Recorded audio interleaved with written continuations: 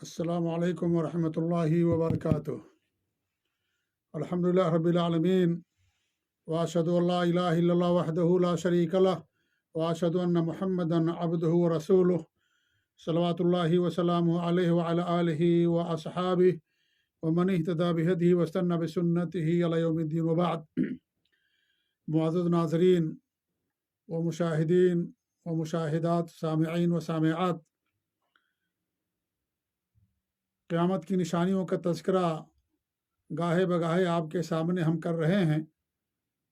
اگرچہ ہماری خواہش یہ تھی کہ ہر ہفتے اس کا تذکرہ ہم آپ کے سامنے کریں، لیکن مصروفیات کی بنا پر ہر ہفتے اس کا ذکر آپ کے سامنے نہیں کر پا رہے ہیں۔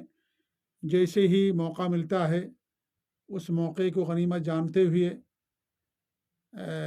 اس موضوع پر آپ لوگوں کے سامنے لب کشائی کی جاتی ہے۔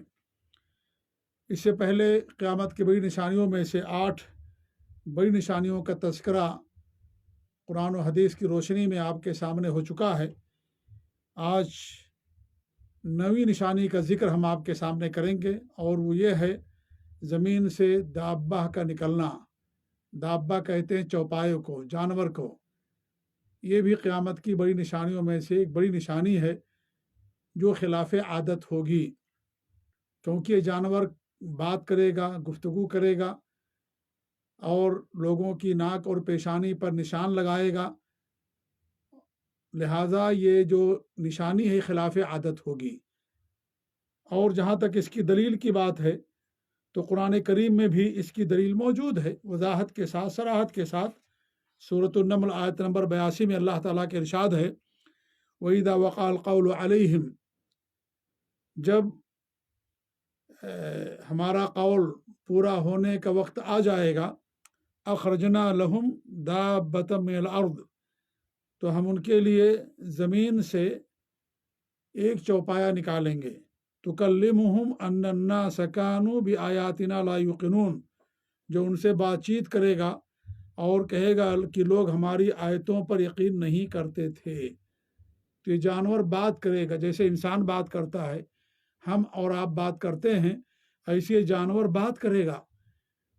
اس میں کوئی تعجب کی بات نہیں ہے، اس لیے کہ اللہ رب العالمین جس طریقے سے ہماری زبان کو بولنے کی طاقت دے دی ہے، اللہ تعالیٰ جانور کو دے دے گا۔ جانور کے منہ میں بھی زبان ہے، جیسے ہمارے منہ میں زبان ہے، ہم بات کرتے ہیں، ایسے اللہ تعالیٰ قیامت سے پہلے جانور کو زمین سے نکالے گا اور اس کو بولنے کی طاقت دے دے گا۔ وہ جانور بھی بات کرے گا۔ اللہ تعالیٰ ہر چیز پر قادر ہے۔ جیسے ہماری زبان بات کرتی ہے، ایسے جانور بات کرے گا، کیونکہ انسانوں میں بھی بہت سارے لوگ ہیں جن کے پاس زبان تو ہے لیکن بات نہیں کر پاتے ہیں۔ وہ کیا ہے؟ گونگے ہیں، وہ زبان ہے ان کے پاس۔ کیوں؟ اس لیے کہ اللہ نے ان کو بولنے کی طاقت نہیں دی۔ تو ہمارے حلق میں کوئی مشین نہیں بیٹھی ہے کسی انسان کی بنائی ہوئی یا کسی ملک کی بنائی ہوئی نہیں۔ یہ اللہ رب العالمین کی قدرت ہے۔ اللہ نے طاقت دی ہماری زبان کو۔ زبان بھی گوشت کا ایک ٹکڑا ہے، لیکن یہ زبان بولتی ہے، اللہ نے طاقت دی ہے۔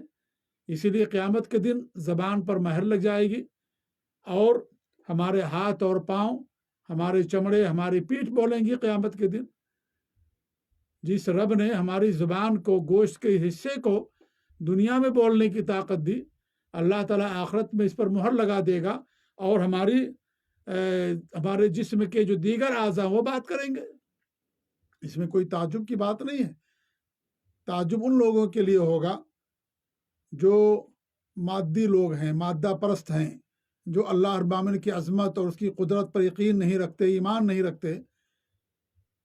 ایسے لوگوں کے ہاں تعجب ہوگا اور انکار کر سکتے ہیں، لیکن جس کا اللہ پر ایمان ہے، آخرت پر ایمان ہے، اللہ کی قدرت اور اس کی عظمت پر ایمان ہے، وہ یہ سمجھتا ہے کہ اللہ تعالیٰ سے کوئی چیز بعید نہیں ہے، اللہ کے لیے کوئی چیز مشکل نہیں ہے، اللہ رب العالمین ہر چیز پر قادر ہے۔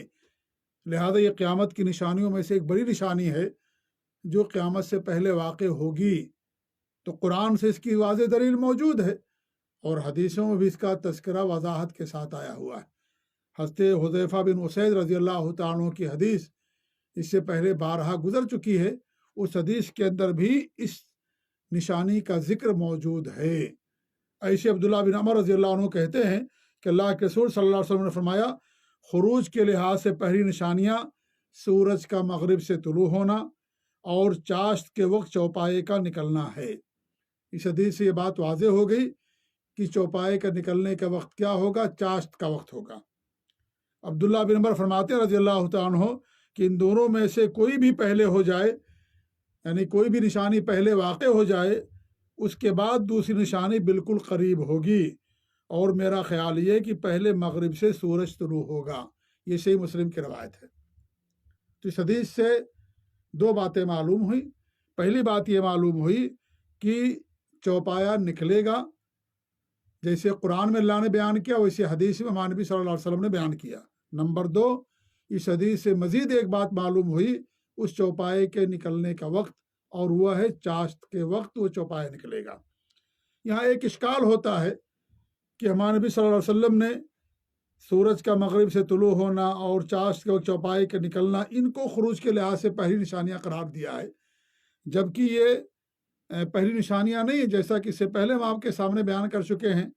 پہلی نشانی یہ تو نویں نشانی ہے، زمین سے چوپائے کا نکلنا۔ تو پھر یہ حدیث کا کیا جواب ہے؟ تو اس کا جواب یہ ہے کہ ان دونوں کے خروج سے جو پہلی نشانیاں، خروج کے لحاظ سے جو پہلی نشانیاں قرار دیا گیا ہے، اس لحاظ سے کہ دو نشانیاں خلاف عادت ہوں گی، یہ دو نشانیاں خلاف عادت ہوں گی، اور لوگ اس طرح کی نشانیوں کے عادی نہیں ہوں گے۔ گرچہ ان نشانیوں سے پہلے دجال بھی آ چکا ہوگا، اور اس آسمان سے عیسیٰ علیہ السلام کا نزول ہو چکا ہوگا، یاجوج اور ماجوج بھی نکل چکے ہوں گے، تو یہ سب نشانیاں واقع ہو چکی ہوں گی۔ لیکن یہ جو دو نشانیاں ہیں، سورج کا مغرب سے طلوع ہونا اور زمین سے چوپائے کا نکلنا، یہ خلاف عادت، کیونکہ سورج کہاں سے نکلتا؟ مشرق سے، مغرب سے نکلے گا، تو یہ خلاف عادت ہے۔ چوپایا زمین سے نکلے گا، یہ بھی خلاف عادت۔ جانور تو پیدا ہوتے ہیں ایک جو ہے جانور کے پیٹ سے، لیکن اللہ تعالیٰ اسے زمین سے نکالے گا، اور دوسری بات کی وہ بات بھی کرے گا، تو یہ دونوں باتیں خلاف عادت ہیں۔ اس لیے یہ خلاف عادت نشانیوں کے لحاظ سے یہ پہلی نشانیاں ہوں گی، ورنہ جو خلاف عادت نشانیاں نہیں ہیں وہ نشانیاں واقع ہو چکی ہوں گی۔ عیسیٰ علیہ السلام کا نزول، دجال کا نکلنا، یاجوج ماجوج کا نکلنا، اور بھی نشانیاں جو اس سے پہلے آپ کے سامنے ہم بیان کر چکے ہیں۔ تو الغرض حدیث کا مطلب یہ ہے کہ وہ نشانیاں جو عادت کے خلاف ہوں گی، وہ پہل نکلنے کے لحاظ سے یہ نشانیاں پہلے واقع ہوں گی، سورج کا مغرب سے طلوع ہونا اور چاشت کے وقت چوپائے کا نکلنا۔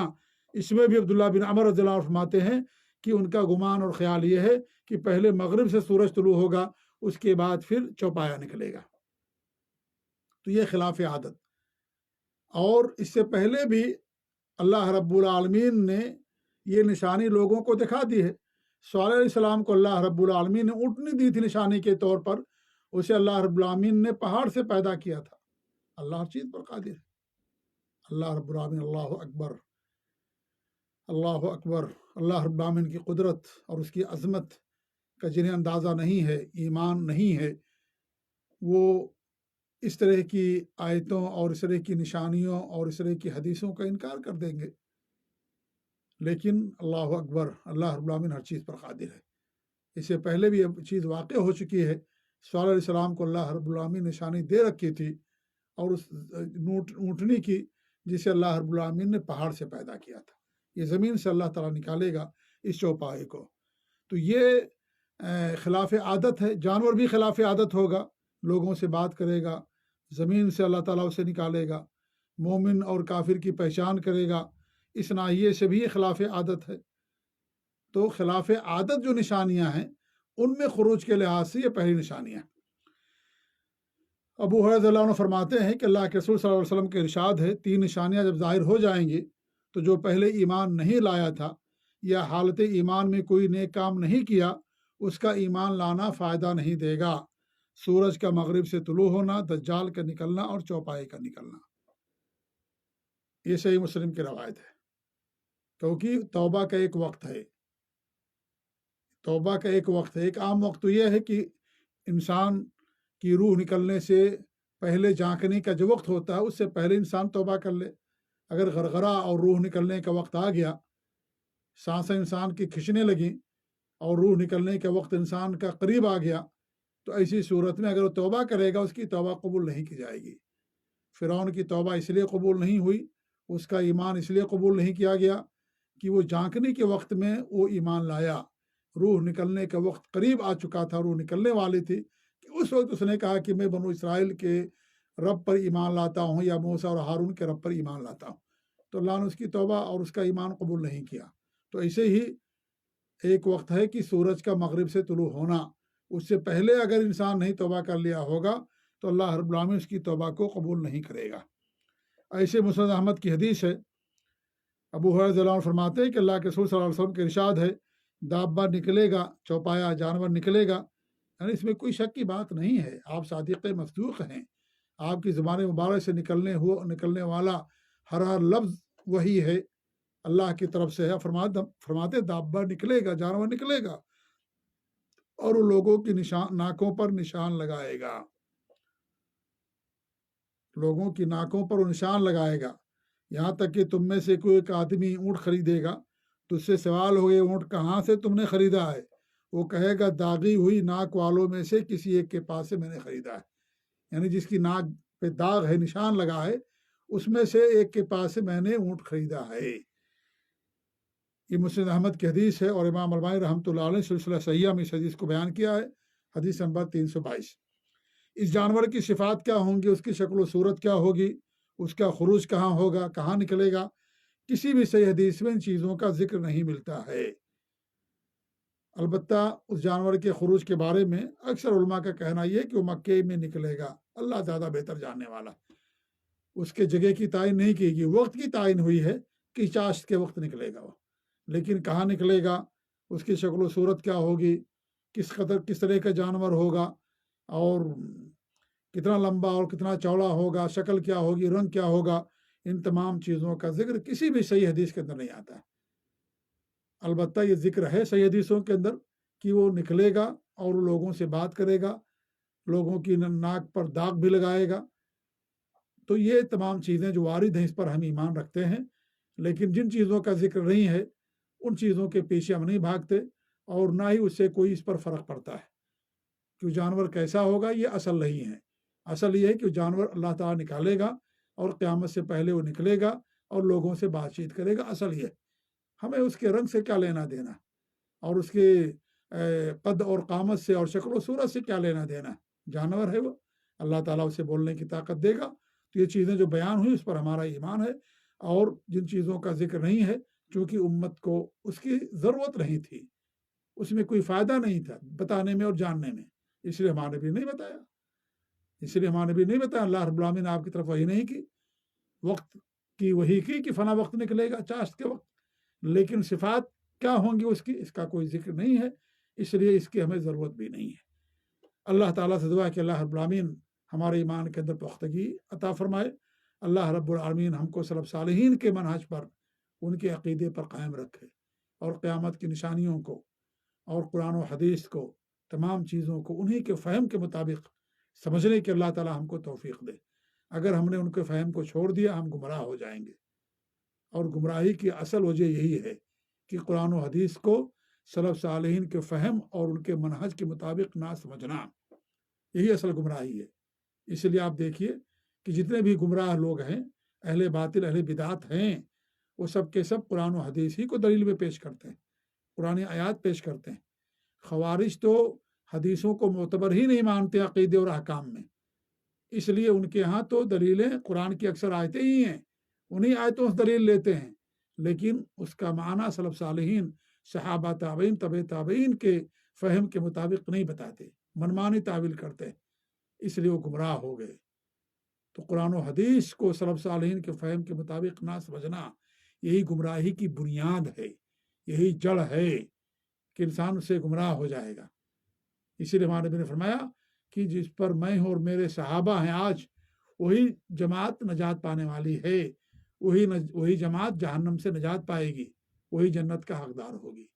تو ہم سلف صالحین صحابہ تابعین ان کے نقش قدم پر چلتے ہوئے انہی کے فہم اور سوچ اور انہی کے قول اور انہی کے عقیدے اور منہج کے مطابق ہمیں قرآن و حدیث کو سمجھنا. اللہ رب العالمین ہم کو اسی پر قائم رکھے. آمین رب العالمین. وجزاکم اللہ خیر. والسلام علیکم ورحمۃ اللہ وبرکاتہ.